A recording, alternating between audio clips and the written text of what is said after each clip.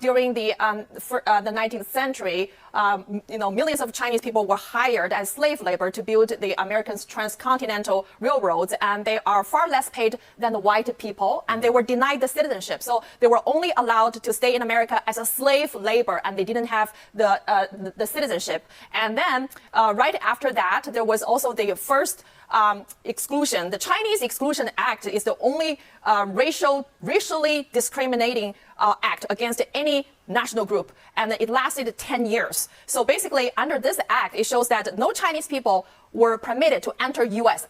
Unless you're a diplomat or you're a businessman with wealth. So basically, if you look at the American history, they didn't have a Irish exclusion or Jewish exclusion or Italian exclusion. It's a Chinese exclusion, and today I'm feeling it. I'm feeling it in how Paul Hastings and America's judicial system treat the Chinese whistleblowers like ourselves. Like, we took risk to our life to fight the CCP, but they are sending subpoenas trying to destroy our life. This is purely 100% racist.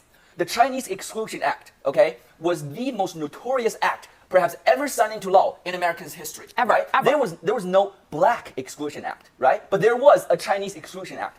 Why is that? Right? When obviously this country, right, back in the days, it was a different country than it was today, and there was bad folks. But why is it, right? If we're thinking from a retrospective as a Chinese American, why is that? Yeah. I'll tell you why. It's because we didn't have people like Nicole and I. We didn't have people like the folks off the new federal state of China to stand up and say no to evil, right?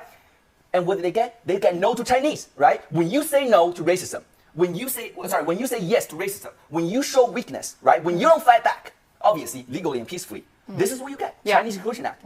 And look, Paul Hastings, Wang Qishan, and his enablers. What they are doing today, right, is their infiltration into the American judicial system, and by manipulating the American public's opinion on Chinese Americans. They are trying to turn this country back on its wheel, back in what they would call glorious days, because they're racist, right? Yeah. They want to make you and I, our children, slaves to serve them forever.